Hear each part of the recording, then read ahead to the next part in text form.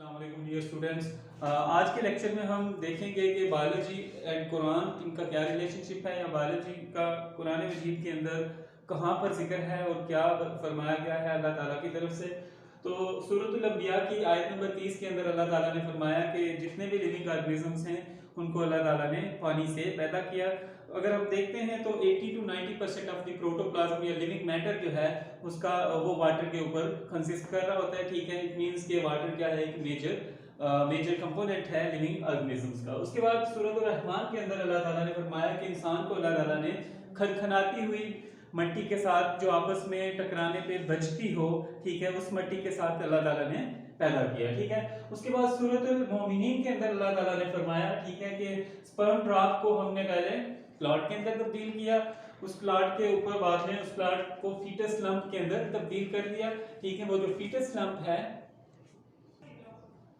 Foetus lump के ऊपर बाद में अल्लाह ताला ने बोन्स बनाई। ठीक है, उन बोन्स के ऊपर फ्लैश चढ़ाया, इस तरह एक पूरा ऑर्गेनिज्म अल्लाह ताला ने बना दिया। ठीक है, तो उसके बाद सूरतुल नूर है, सूरतुल नूर के अंदर आयत नंबर 45 के अंदर अल्लाह ताला ने फरमाया कि जितने भी लिविंग ऑर्गेनिज्म, जितने जानवर हैं, उनको अल्लाह ताला ने पानी से पैदा किया। उनमें से कुछ पेट के बल रेंगते हैं और कुछ की दो टांगों होती हैं, दो टांगों पे चलते हैं, और कुछ चार टांगों के ऊपर चलते हैं। इस तरह अल्लाह ताला ने मुख्तलिफ आयात के अंदर, कुरान मजीद की मुख्तलिफ सूरतों के अंदर अल्लाह ताला ने जानवरों के बारे में जिक्र किया। ठीक है, और इंसान का काम क्या है कि इन आयात के ऊपर रिसर्च करे। ठीक है, इन आयात को गौर से देखे। ठीक है, ताकि क्या किया जा सके, बायोलॉजी में इस जानवरों के बारे में जो रिसर्च है उसको आगे लेकर जाया जा सके। उसके बाद जो इसी लेक्चर का हमारा दूसरा टॉपिक है वो है लेवल्स ऑफ बायोलॉजिकल ऑर्गेनाइजेशन।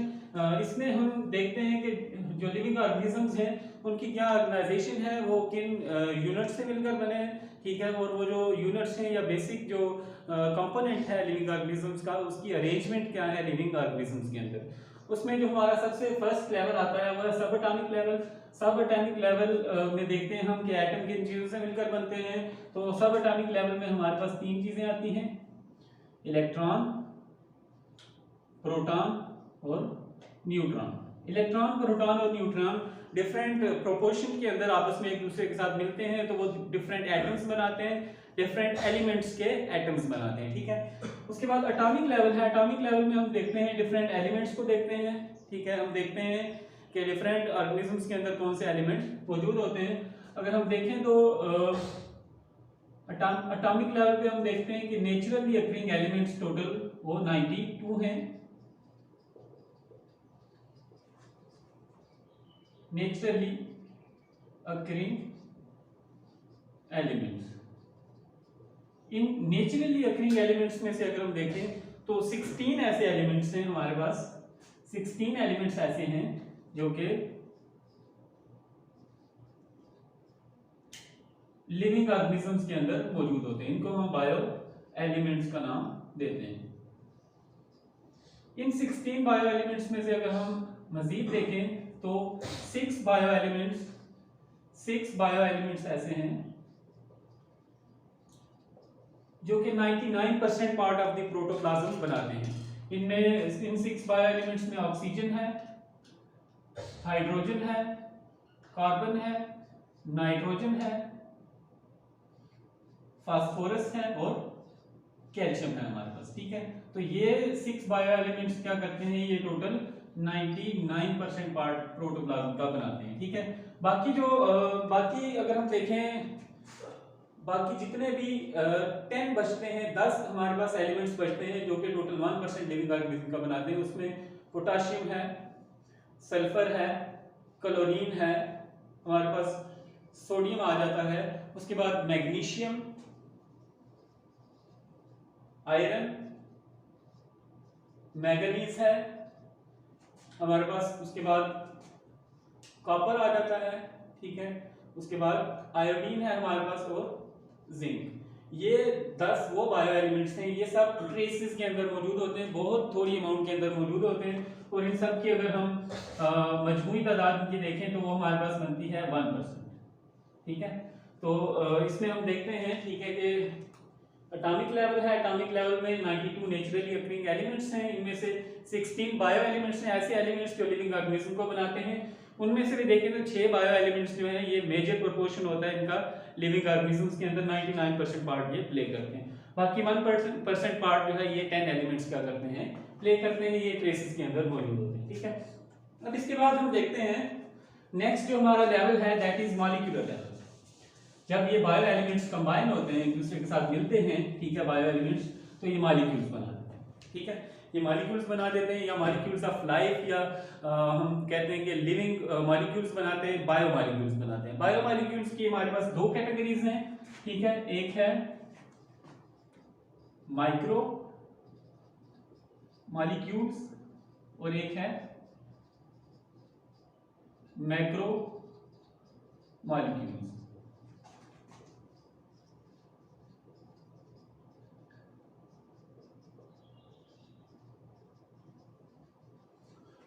वो मॉलिक्यूल्स जिनका मॉलिक्यूलर वेट लो है, ठीक है, उनको हम क्या कहते हैं, उनको हम माइक्रो मॉलिक्यूल्स कह देते हैं। माइक्रो मॉलिक्यूल की एग्जांपल में हमारे पास फैटी एसिड्स हैं, अमाइनो एसिड्स हैं और ग्लूकोज मॉलिक्यूल हैं, ये माइक्रो मॉलिक्यूल हैं, स्मॉल मॉलिक्यूल्स हैं। ठीक है, अब माइक्रो मॉलिक्यूल्स आपस में एक दूसरे के साथ कंबाइन होते हैं, मिलते हैं, तो वो बड़े मॉलिक्यूल्स बना देते हैं जिनको हम मैक्रो मॉलिक्यूल्स का नाम देते हैं। Macro molecules are those molecules which have high molecular weight. इनका मॉलिक्यूलर वेट क्या होता है, ये हाई होता है। इसकी एग्जांपल में हमारे पास ग्लूकोज है, प्रोटीन्स हैं, हमारे पास लिपिड्स या फैट्स हैं, ये इनकी क्या है, एग्जांपल्स हैं। ये बड़े मॉलिक्यूल से मैक्रो मॉलिक्यूल। यही मैक्रो मॉलिक्यूल्स जब मिलते हैं आपस में एक दूसरे के साथ, तो ये मैक्रो मॉलिक्यूल आपस में एक दूसरे के साथ मिलते हैं, तो ये क्या बना देते हैं, ऑर्गेनेल्स। ये क्या बना देते हैं, ऑर्गेनेल्स बना देते हैं। ऑर्गेनेली अगर हम देखें तो एक सेल के अंदर जो फंक्शनल यूनिट्स होते हैं सेल के, उनको हम ऑर्गेनेलिस कहते हैं। ठीक है, ऑर्गेनेलिस सेल के अंदर डिफरेंट रोल्स या पार्ट्स क्या करते हैं, प्ले करते हैं। ऑर्गेनेली की एग्जांपल हम दे लेते हैं कि माइटोकॉन्ड्रिया, ये क्या है, माइटोकॉन्ड्रिया ये इस सेल का एक ऑर्गेनेली है, इसको हम power house of the cell कहते हैं। और इसका फंक्शन क्या है, सेल को काम करने के लिए, फंक्शन करने के लिए जितनी एनर्जी चाहिए वो माइटोकॉन्ड्रिया एटीपी की फॉर्म में प्रोवाइड करते हैं। ठीक है, अब माइटोकॉन्ड्रिया है, राइबोसोम्स हैं, प्लास्टिड्स हैं, उसके अलावा न्यूक्लियस है, ठीक है, गोल्जी बॉडीज हैं, ये सारे ऑर्गेनेल्स मिलते हैं जब, ठीक है, तो एक जो हमारे पास स्ट्रक्चर बनता है उसको हम सेल कहते हैं। सेल के बारे में हम कहते हैं कि सेल स्ट्रक्चरल और फंक्शनल यूनिट है लिविंग ऑर्गेनिजम्स का। ठीक है, तो सेल्स के अंदर, सेल्स की एग्जांपल में हम देख लेते हैं, हम कह लेते हैं कि न्यूरॉन सेल या नेफ्रॉन सेल। तीसरी एग्जांपल हम दे लेते हैं मसल सेल। ठीक है, तो ये क्या है, ये सेल्स की डिफरेंट एग्जांपल्स हैं हमारी बॉडी के अंदर। ठीक है, डिफरेंट टाइप्स के सेल्स मौजूद होते हैं और सबका फंक्शन क्या होता है, एक दूसरे से डिफरेंट होता है। ठीक है, अब रिलेटेड फंक्शंस वाले सेल्स एक दूसरे के साथ जिनका फंक्शन सेम होता है, ठीक है, वो मिलते हैं एक दूसरे के साथ, तो वो क्या बना देते हैं, वो टिश्यू बना देते हैं। वो क्या बना देते हैं, वो टिश्यूज बना देते हैं। टिश्यूज सेल के ही फंक्शन को एनहांस करते हैं। ठीक है, टिश्यूज में अगर हम देखें एग्जांपल, तो हम एग्जांपल दे देते हैं मसल टिश्यू। मसल टिश्यू कैसे बनता है, मसल सेल्स आपस में मिलते हैं तो मसल टिश्यूज बन जाते हैं। ठीक है, अब यही टिश्यूज जब आपस में मिलते हैं, डिफरेंट फंक्शन जो परफॉर्म करने वाले, ठीक है, तो वो ऑर्गन्स बना देते हैं। ऑर्गन की एग्जांपल में हमारे पास हार्ट है। ठीक है, हार्ट देखें तो ये मसल टिश्यू से मिलकर बनता है। कार्डियक मसल्स जब मिलते हैं आपस में एक दूसरे के साथ, तो वो क्या बना देते हैं, वो एक ऑर्गन बना देते हैं, जिस ऑर्गन की एग्जांपल हमारे पास हार्ट है। ठीक है, ऑर्गन के बाद different organs having different functions, जब वो कोई कंबाइनली कोई काम करने के लिए इकट्ठे होते हैं, मिलकर काम करते हैं, तो वो एक ऑर्गन सिस्टम बना देते हैं। वो क्या बना देते हैं, एक ऑर्गन सिस्टम बना देते हैं। ठीक है, एग्जांपल ऑर्गन सिस्टम की हार्ट का, जो हार्ट जिस सिस्टम के अंदर इन्वॉल्व है, उसी की एग्जांपल देते हैं सर्कुलेटरी सिस्टम। जो ऑर्गन सिस्टम होता है, ऑर्गन सिस्टम के अंदर डिफरेंट ऑर्गन्स होते हैं, वो मिलकर काम करते हैं। हमने जो एग्जांपल दिया सर्कुलेटरी सिस्टम, इसके अंदर हार्ट जो है मेन पंपिंग ऑर्गन है, उसके अलावा ब्लड वेसल्स पाई जाती हैं, उनकी नालियां होती हैं। ठीक है, वो भी इनके साथ काम करती हैं, तो एक पूरा कंप्लीट सिस्टम बनता है। सिस्टम में ब्लड पूरी बॉडी के ऑर्गन्स को सप्लाई भी किया जाता है, वहां से कलेक्ट भी किया जाता है, इकट्ठा भी किया जाता है। तो ये ऑर्गन सिस्टम ये फंक्शन परफॉर्म करता है। अब different organ function organ systems जो हैं ये जब आपस में कंबाइन होते हैं, ठीक है, तो वो एक लिविंग ऑर्गेनिज्म या एक इंडिविजुअल बना देते हैं। एक इंडिविजुअल के अंदर बेशुमार सिस्टम्स होते हैं, वो सारे सिस्टम्स मिलकर काम करेंगे तो वो ऑर्गेनिज्म काम करेगा, ठीक है। अगर किसी एक सिस्टम में या एक सिस्टम के एक ऑर्गन में या एक ऑर्गन के कुछ टिश्यूज में, टिश्यूज के कुछ सेल्स में, ठीक है, या सेल्स के कुछ मॉलिक्यूल्स में, ठीक है, या मॉलिक्यूल्स के कुछ एटम्स के अंदर कोई प्रॉब्लम होगी, ठीक है, तो वो प्रॉब्लम पूरे इंडिविजुअल के अंदर क्या होगी, वो मौजूद होगी, ठीक है। अब इंडिविजुअल लेवल से ऊपर के लेवल हम कुछ देखते हैं, सम हायर लेवल्स हम देख लेते हैं, ठीक है। हायर लेवल्स के अंदर हम देखते हैं तो फर्स्ट पे आता है हमारे पास पॉपुलेशन लेवल। फर्स्ट लेवल हमारे पास कौन सा आता है, पॉपुलेशन लेवल। पॉपुलेशन हम कहते हैं कि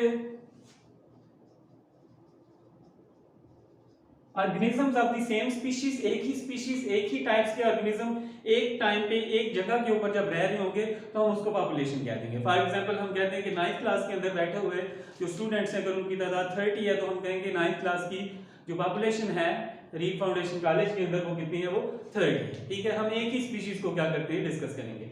अब उसके बाद जो नेक्स्ट लेवल है that is community level. Community levels में, कम्युनिटी लेवल के अंदर क्या किया जाता है कि एक या एक से ज्यादा पॉपुलेशन को डिस्कस किया जाता है, ठीक है।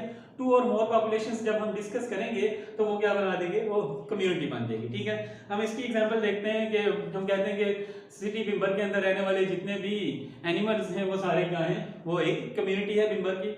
जितने प्लांट्स हैं वो प्लांट कम्युनिटी है बिम्बर की, ठीक है। उसके बाद कम्युनिटी के बाद जो नेक्स्ट लेवल हमारे पास आता है वो है इकोसिस्टम। इकोसिस्टम के अंदर कम्युनिटी के लिविंग पार्ट और नॉन लिविंग पार्ट, जो एनवायरनमेंट है वो और कम्युनिटी के ऑर्गेनिजम्स ये आपस में इंटरेक्ट करते हैं, एक जगह के ऊपर रहते हैं, तो हम इसको क्या कह देते हैं, ecosystem level. Ecosystem level. Ecosystem level के बाद जो हमारा इससे अगला लेवल आता है दैट इज बायोस्फीयर। जब पूरी वर्ल्ड के पूरी जो हमारा यूनिवर्स है, यूनिवर्स के जितने भी हमारे पास इकोसिस्टम हैं वो मिलते हैं तो वो बायोस्फीयर बना देते हैं, ठीक है। बायोस्फीयर वो जगह है जहाँ पर जो लाइफ है दैट इज लाइफ पॉसिबल है, पूरी यूनिवर्स के अंदर पाए जाने वाले जितने भी ऑर्गेनिजम्स हैं वो सारे पार्ट ऑफ बायोस्फीयर हैं, ठीक है।